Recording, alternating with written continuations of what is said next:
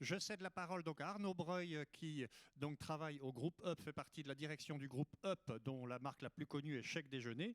Et Arnaud, je te laisse donc présenter l'entreprise et puis surtout ta vision un peu justement de cette question de l'attractivité par rapport à toutes les entreprises que vous connaissez au groupe Up.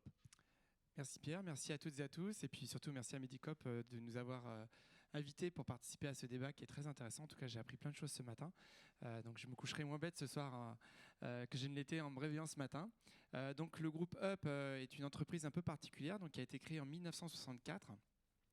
Par des militants syndicaux dans l'idée d'essayer de développer des solutions pour les salariés. Alors à l'époque c'était une solution, c'était le chèque déjeuner, c'était d'ailleurs le nom de l'entreprise à cette époque, dans l'idée de pouvoir permettre aux salariés il faut se souvenir qu'on était en pleine période des 30 Glorieuses, qui avaient le plein d'emploi à l'époque et que les salariés des très grandes entreprises, de l'industrie, tous ces secteurs-là avaient accès à de la restauration collective d'entreprise, mais que tous les salariés des petites entreprises, des TPE, PME, eux, en étaient dépourvus et il n'y avait pas encore beaucoup de restaurants inter-entreprises. Donc l'idée de départ était toute simple, c'était d'inventer un chèque qui permettait de faire ce lien entre d'un côté le monde du travail, ces entreprises, les TPE, PME, et bien évidemment de l'autre, pour le coup dans un premier temps le secteur de la restauration et ensuite d'autres secteurs d'activité. Donc au fil des années, le groupe Up s'est développé, donc cette petite scope, société coopérative et participative, donc je commence à faire le lien avec le deuxième atelier, donc l'entreprise qui a été et dont le capital est aujourd'hui totalement détenu par ses salariés, s'est développée et donc de monoproduits monopays, nous sommes passés à multi-produits et multi-pays, puisqu'aujourd'hui, le groupe Up donc est un groupe international, donc encore une fois détenu à 100% par la SCOP, qui est sa maison mère, et qui a donc une présence dans une trentaine de pays dans le monde pour environ 3500 collaborateurs.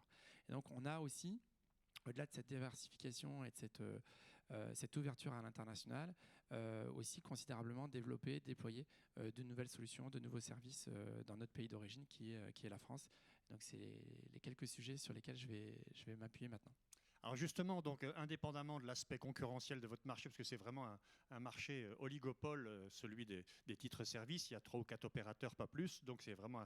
Mais indépendamment de ces aspects concurrentiels, si on raisonne juste par rapport à la cible finale que sont les salariés, hein, c'est pas la raison pour laquelle le groupe est né, donc du coup... quelles sont les solutions justement que vous proposez aux salariés aujourd'hui? Est-ce que c'est un plus déterminant? Est-ce que c'est un plus plutôt, ou est-ce que ce sont des éléments déterminants de l'attractivité pour les salariés? Enfin, comment vous voyez ça? Alors deux choses. Une première, je vais corriger ce que tu viens de dire, parce que c'est vrai qu'on a été oligopole pendant très très longtemps. On avait 3-4 acteurs historiques du marché des titres repas pendant de très nombreuses années. Et en fait, depuis quelques années, la dématérialisation des supports de paiement allant, on a vu apparaître de très nombreux acteurs de marché, certains qui partent d'une start-up avec 2-3 salariés et qui sont capables très rapidement de conquérir des parts de marché. Donc en fait, le marché qui était effectivement concurrentiel mais limité à quelques acteurs, aujourd'hui, c'est développé. Et sur tout type de titres, il y en a qui sont spécialisés dans les titres repas, mais aujourd'hui, il y a de plus en plus d'acteurs qui en fait ne sont plus spécialisés dans une forme de titre, mais qui au contraire ont plutôt tendance à se développer sur tous les marchés sur lesquels nous sommes présents. Je reformule ma question du coup, quelle place les avantages aux salariés que vous proposez peut tenir dans l'attractivité d'un poste ou le fait dans la vie d'un salarié, quoi. C'est effectivement la question de la table ronde. Est-ce que le salaire est le seul vecteur d'attractivité? La réponse est non. Est-ce que si je répondais oui, ça veut dire que j'ai pas beaucoup de travail à faire et que mon entreprise ne serait pas ce qu'elle est aujourd'hui? Donc évidemment, et on l'a vu dans le sondage, le salaire, quels que soient les aspects qu'on peut donner, la quête de sens, et on voit que ça joue beaucoup, on en parlera tout à l'heure sur les coopératives, c'est un aspect qui est supplémentaire. Mais en tout cas, le salaire reste souvent le socle de l'attractivité d'un métier ou d'une entreprise. Et maintenant, une fois qu'on a dit ça, l'idée c'est d'essayer de voir comment on est capable de développer des supports additionnels qui vont donner de l'attractivité à une entreprise et comment est-ce que notre entreprise Up peut aider les différentes entreprises, notamment dans leur marque employeur. C'est comment est-ce qu'on peut développer des solutions qui vont correspondre aux besoins des salariés dans les entreprises et les organisations. Et j'ai sur ce point-là un très bon exemple qui date un petit peu mais qui est très d'actualité. C'est l'invention par Up du chèque emploi-service d'entreprise. Donc c'est vraiment né d'une réflexion commune que nous avons menée avec les organisations syndicales de salariés dans les années 90, qui partait d'un constat premier qui était que dans le secteur des services à la personne, le travail au noir, le secteur informel était la norme. Donc il y avait un premier problème qui était même pour le coup même pas un problème d'attractivité, qui était comment faire pour que les emplois à domicile ne soient plus des emplois de l'économie informelle, mais puissent devenir formels, et donc on puisse y rattacher des droits sociaux, des conventions collectives, etc., etc.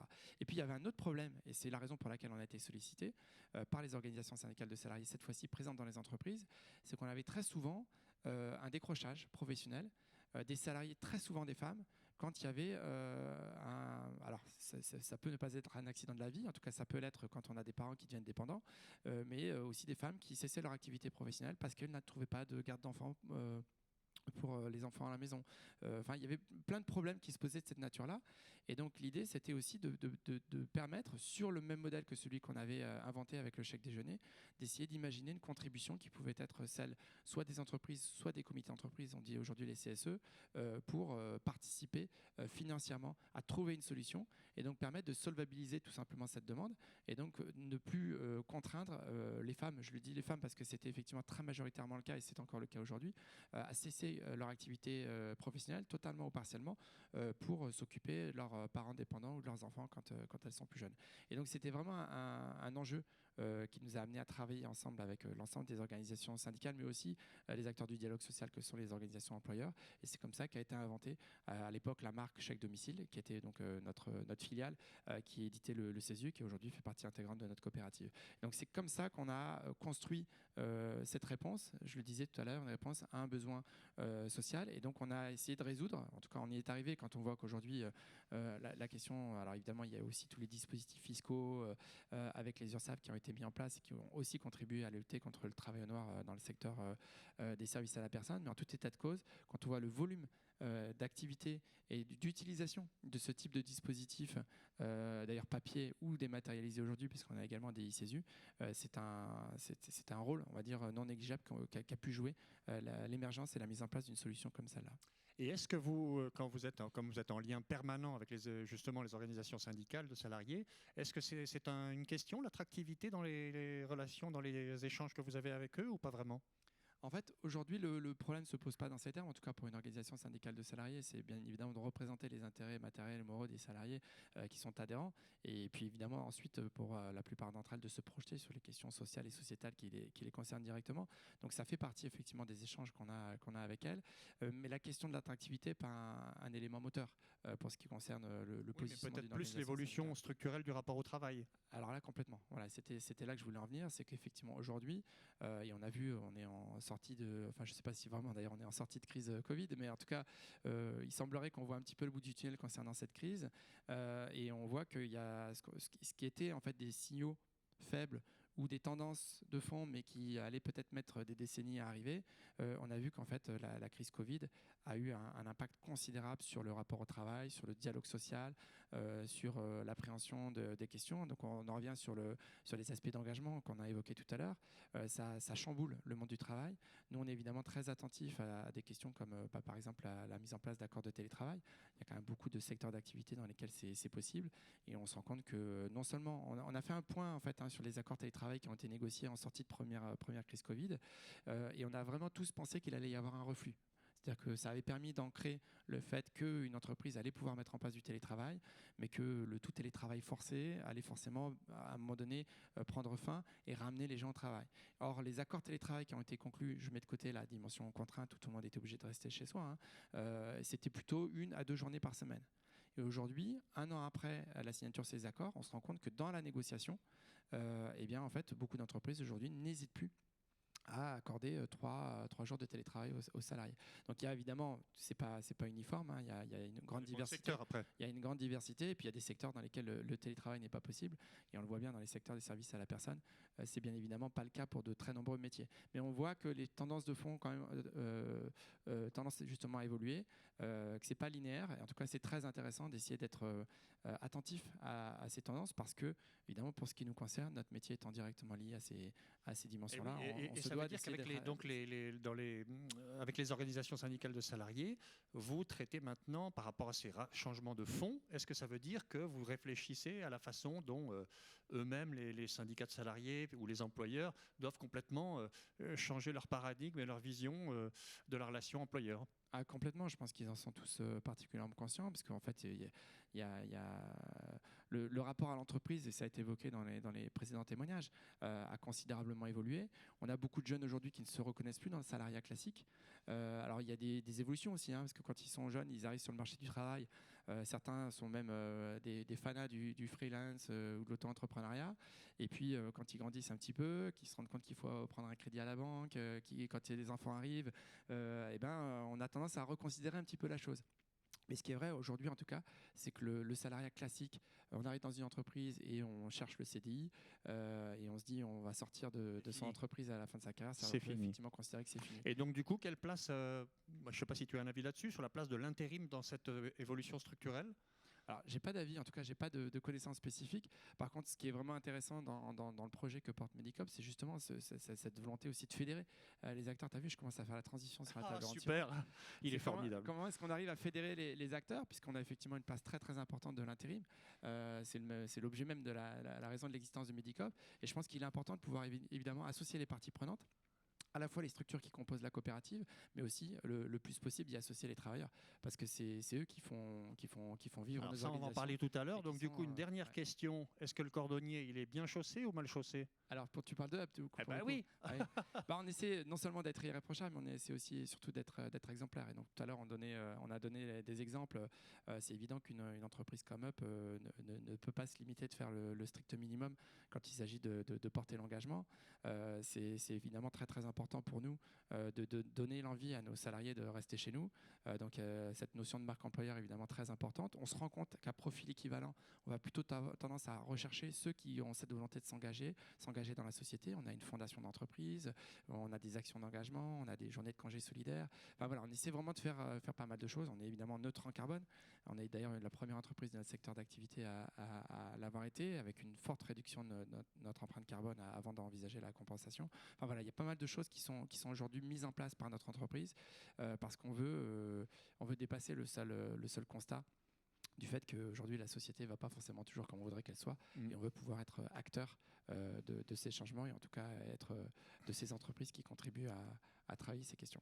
Merci beaucoup Arnaud. Bien sûr, tu restes avec nous parce que, comme tu l'as dit, tu vas également témoigner sur l'aspect coopératif. Alors, est-ce qu'il y a des questions qui se sont formulées et donc, alors soit en visio, soit effectivement nos intervenants peuvent aussi poser des questions ou interagir. Et puis évidemment, les gens qui sont physiquement avec nous, est-ce que vous avez des questions à poser à nos intervenants par rapport au témoignage que nous avons entendu? Mathieu.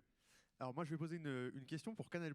Tout à l'heure, vous avez évoqué le sujet finalement un peu du plaisir au travail pour les profils techno qui peuvent du coup toucher à différentes technologies. Moi, je me pose la question, est-ce que vous pensez que c'est le côté plaisir ou est-ce qu'ils ont conscience de leur employabilité et que du coup, il faut qu'ils soient sur les nouvelles technologies, qu'ils anticipent l'avenir et que du coup, ils cherchent effectivement une entreprise qui va leur offrir des outils, des projets, des chantiers sur lesquels ils vont pouvoir développer leurs compétences et finalement garantir leur employabilité dans un monde où le rythme est toujours plus rapide et les changements plus fréquents.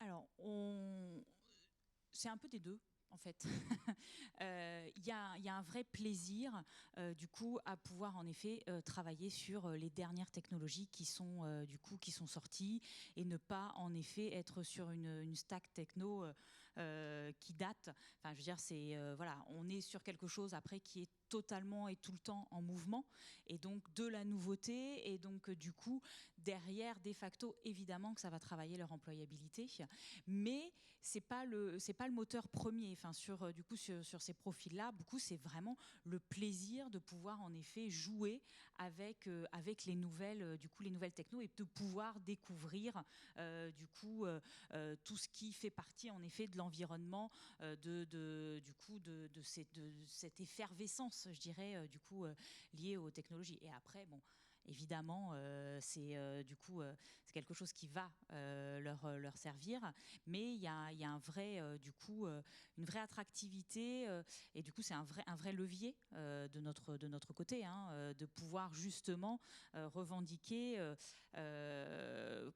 puisqu'on n'a pas forcément, c'est pas forcément en effet, on va pas penser tout de suite au groupe Canal+ comme étant une boîte totalement tech, et donc c'est vrai que voilà, c'est un levier, un vrai levier pour nous de pouvoir dire. Il n'y a pas que les GAFAM dans la vie, voilà, disons-le. Il y a d'autres boîtes qui sont en effet du coup totalement tech et derrière du coup être tout le temps à l'affût en effet des nouveautés. Et donc au final c'est un cercle bénéfique pour du coup pour tout le monde, hein. Vous parliez des GAFAM, justement. Est-ce que j'avais l'image, mais je me trompe peut-être, n'étant pas là-dedans, mais que justement les jeunes sont beaucoup attirés par l'esprit start-up des petites entreprises plus que par les grosses. Je me trompe? Non. Après, il y a cette volonté, du coup, quand on est sur des profils relativement jeunes, de découvrir différents aspects et d'avoir justement quand même la vision de comment fonctionne un grand groupe. Comment est structuré un grand groupe, justement cette volonté de vouloir du coup apprendre et donc de pouvoir en effet jongler, passer d'une entreprise qui va être plus du coup en mode en effet start-up à un grand groupe pour pouvoir se dire bon, ok, quelles sont les différences, quelles sont les plus-values, et du coup en effet acquérir des méthodes de travail et donc oui. Alors je ne sais pas s'il y a d'autres questions pour nos intervenants avant qu'on ne change de plateau. Alors moi j'en ai une dernière, c'est est-ce qu'il y a une question que vous auriez souhaité que je vous pose et que je n'ai pas posée? C'est super. Eh ben donc on va procéder au changement de plateau. Je vais demander à Cédric Dupas de la Cresse Île-de-France de bien vouloir me rejoindre. À ces dames, Madame Poirier et Cécile Bollinger, de bien vouloir le remplacer donc dans la salle.